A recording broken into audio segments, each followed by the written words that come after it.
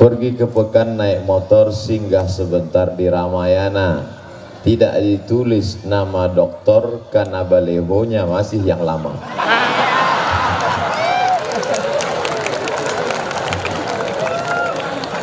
Begitulah sayangnya masyarakat Kabupaten Kepulauan Anambas. Apa kata mereka? 1000 tahun kan kunanti, Ustaz semua. Sebetulnya saya tak ada bahan pantun lagi, habis sudah. Dihabiskan Pak pembawa acara. Kesan saya begitu sampai di Kepulauan Anambas, tepatnya di Pulau Jemaja, yang pertama, dulu Bapak Ibu, jadi supaya Bapak Ibu tidak marah dengan saya menunggu di airport 2 jam. Kata orang di airport, Ustadz tunggu 2 jam. Apa yang kita tunggu ini Pak? Asap. Karena sekarang pandangan pilot itu baru bisa terbang kalau 5000 meter. Kurang dari itu dia tak berani terbang. Khawatirnya kalau gelap kita tetap juga terbang. Dipaksakan pilot ini mesti sampai ke Kepulauan Anambas, apapun yang terjadi terbang. Tiba-tiba sampai di atas gelap, tiba-tiba begitu terang, yang keluar pertanyaan, marab buka.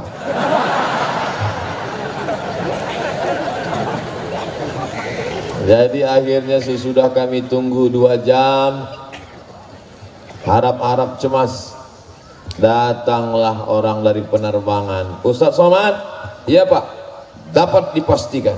Saya udah siap mau berdiri, pasti apa? Tak jadi. Sedih hati Bapak Ibu waktu itu, lebih sedih lagi hati kami. Kenapa? Karena kami mau berjumpa. Rupanya masalah rezeki, pertemuan, ajal, maut bukan kuasa kita, tapi kuasa Allah Subhanahu wa ta'ala. Aku tak pernah mencari kau, kau pun tak pernah mencari aku. Allah mempertemukan kita. Bukan saya, so sweet. Masya Allah, tabarakallah. Sempat juga terlintas di pikiran saya, tak betul orang ke Kepulauan Anambas ini. Kenapa pula asap ini mengepul? Berarti mereka ini orangnya hobi membakar hutan. Tapi tadi begitu landing pesawat, turun mendarat, lalu kami tengok bukit-bukit masih hijau. Rupanya saya selama ini suuzon kepada masyarakat Kepulauan Anambas. Mereka tak ada membakar hutan, mereka hanya menerima asapnya saja.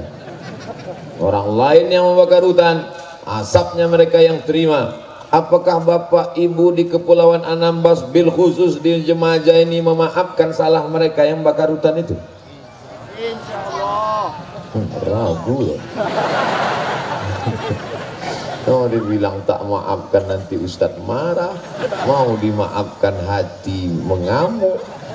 Saya tak ada paksa. Mau Bapak Ibu maafkan silakan, mau tuntut ke KPK silakan, mau mengamuk silakan. Nanti mereka semua yang membakar hutan menyebabkan asap sehingga kita tidak terjadi tablik akbar setahun yang lalu, mereka akan mencari Bapak Ibu di padang mahsyar. Setuju? Berarti belum maaf. Kalau maaf pasti bilang tidak. Begitu cara mancing. Setuju, berarti dia tak memaafkan. Ustaz Somad, Ustaz maafkan? Saya tidak. Biar dia cari saya nanti di padang mahsyar. Emangnya senang jumpai saya? Di padang panjang aja payah kita jumpa, apalagi di padang mahsyar. Betul? Jangan menzolimi orang, jangan menganiaya orang. Bersyukur kita pada Allah, di Pulau Jemaja bukan main. Mana drone-nya? Saya tengok lampunya di situ, drone-nya di sini. Rupanya tiang. Oh, lampunya di situ. Oh, baru ini saya terkecoh. Jangan pernah menganiaya orang. Mau tak Bapak Ibu bukit gunung yang cantik menghijau itu tiba-tiba gundul? Jangan sampai. Punya laki gundul tak apa-apa, tapi kalau sampai itu gundul Pak, habis ditebang. Dulu kita belajar di sekolah, kenapa tanah tidak longsor? Karena tanah dipegang, dicekam, digenggam oleh akar-akar kayu. Kalau sampai kayu-kayu itu dibakar, ditumbang, habis, lalu kemudian longsor, banjir bandang. Apa yang terjadi pada Pulau Jemaja ini? Saya sebelum sampai kemari, saya cari dulu itu di www.google.com. Jemaja, enter. Saya tengok, tak ada pulaunya, titik-titik aja. Ngeri nih. Pas saya ketik Sumatera besar, Kalimantan besar, Sulawesi, Jemaja tak ada. Berarti ceramahnya di atas air ini.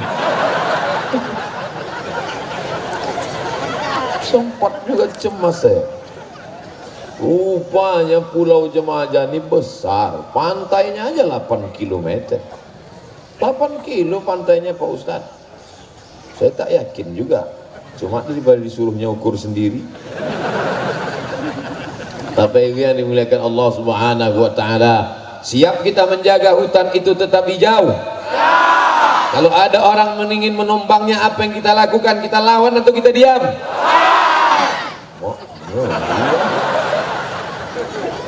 Ini Ustadz provokator. Menjaga alam, menjaga kelestarian alam. Man qata'a sidratan, siapa yang memotong sebatang pohon sidir, sawwallahu ra'sahu finnar, Allah akan sungkurkan kepalanya ke dalam api neraka. Sebatang pohon kau potong, disungkurkan Allah ke dalam api neraka. Sebatang pohon kau tumbang, disungkurkan Allah ke dalam api neraka. Sebatang. Bagaimana kalau sehektar? Rasakanlah, diobok-obok. Mendidih otak di kepala, menyala neraka di tapak kaki, mendidih otak di kepala. Betul? Oleh sebab itu, siapapun yang ingin merusak alam Jemaja, saya mau sampaikan melalui mimbar ini. Tak pula ada mimbar. Saya mau sampaikan melalui pentas ini, siapa yang berniat ingin merusak Kepulauan Anambas, merusak Jemaja, terlintas di pikiranmu, jangan pernah. Kenapa? Karena mereka semuanya bersiap. Betul? Dah, waspadalah. Siapa yang bisa tunjuk? Kamera. Kemudian orang-orang yang bernafsu, ada sebagian manusia nafsu dia menengok makanan. Bapak Ibu bernafsu nengok makanan? Ada dia bernafsu menengok perempuan. Bapak masih nafsu nengok perempuan? Bukan saya porno.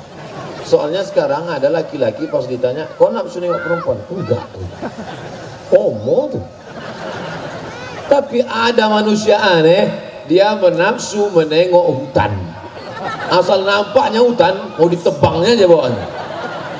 Inilah yang meluluh lantakkan. Saya kemarin naik pesawat dari kota paling jauh di dunia.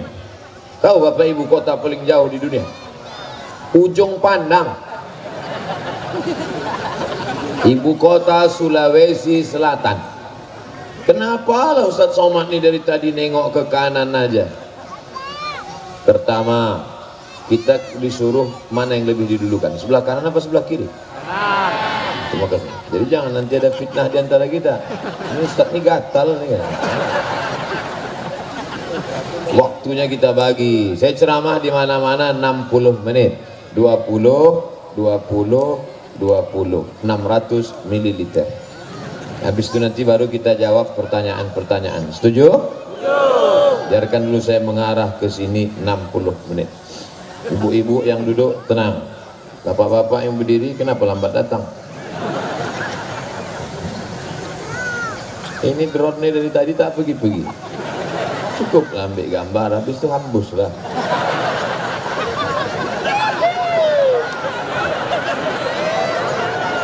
Bapak Ibu ucapkan terima kasih kepada betul-betul jauh dia. Ucapkan terima kasih kepada operator drone karena dialah yang mengambil gambar kita malam ini. Ditunjukkannya ke seluruh penjuru dunia. Wahai seluruh umat Islam di seluruh dunia, Pulau Sumatera, Kalimantan, Sulawesi dan Papua, Ustadz Somad selama ceramah, maka jamaah yang paling ramai adalah di Pulau Jemaja. Siapa yang bilang? Kemarin Ustadz Somad ceramah di Terengganu. Di Terengganu yang datang 50.000 orang. Di Jemaja berapa ini? Ada berapa orang yang hadir nih kira-kira? Saya menurut hitungan saya 6.000 ada. Ada. Makanya saya bilang teramai dalam sejarah saya ceramah bukan jumlahnya tapi hitungan persennya. Karena penduduk Pulau Jemaja 12.000. Kalau yang datang ini 3.000, berarti yang hadir 25%. Mana ada orang di kampung, di kota, dimanapun hadir 25%. Di Pulau Jemaja inilah bisa datang 25%. Betul? Di tanah lapang aja bisa datang begini, apalagi di masjid. Betul? Tengok subuh besok.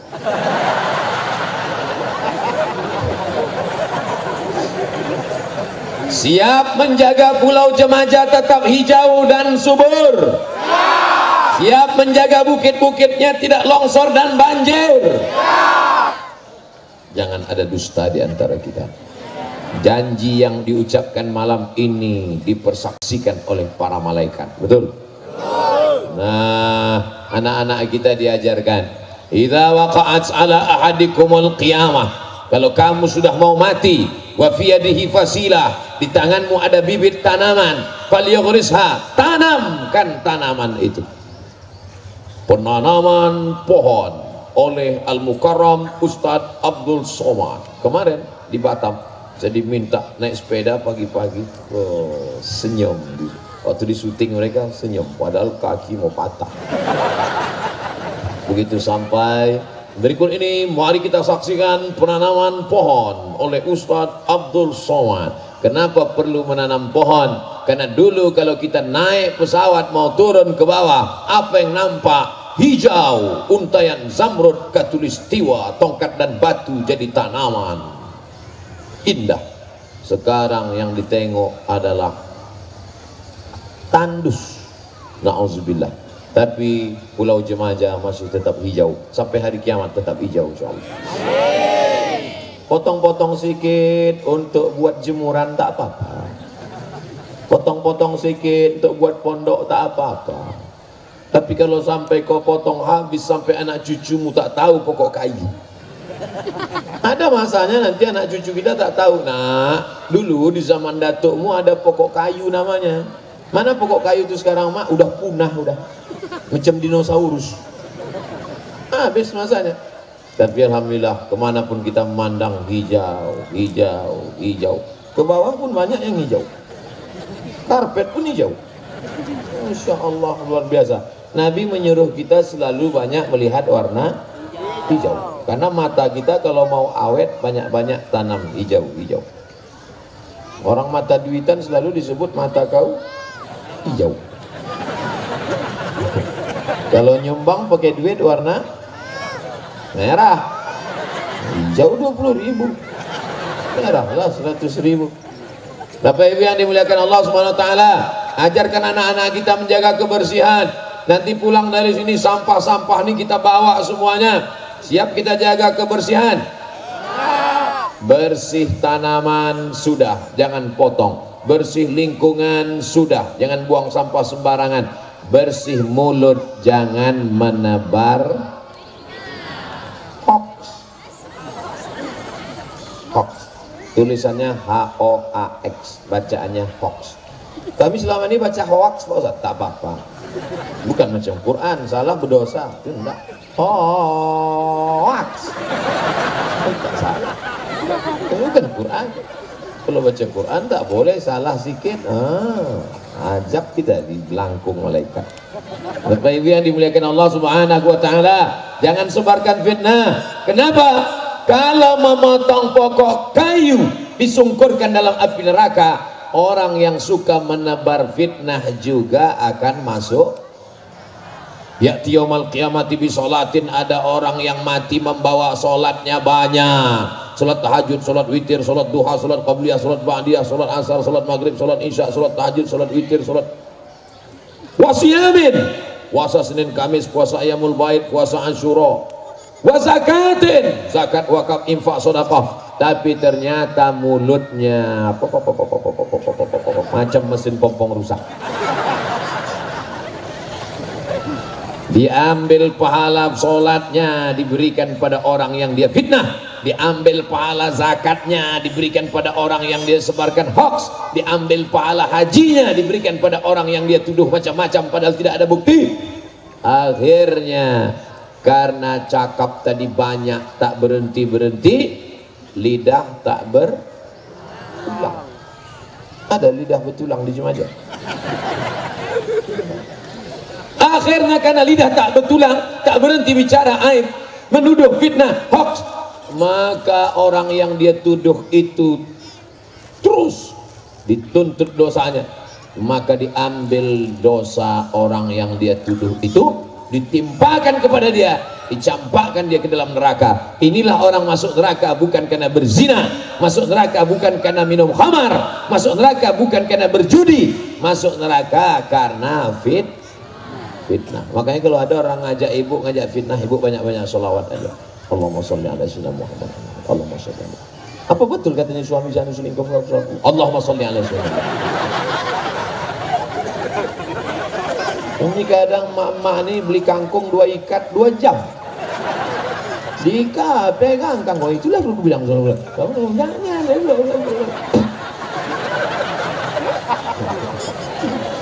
Masya Allah, tabarakallah, Masya Allah. Mudah-mudahan ibu semua diselamatkan dari fitnah. Bapak-bapak juga nanti sabar sebentar Pak ya. Kita urus ibu-ibu ini dulu.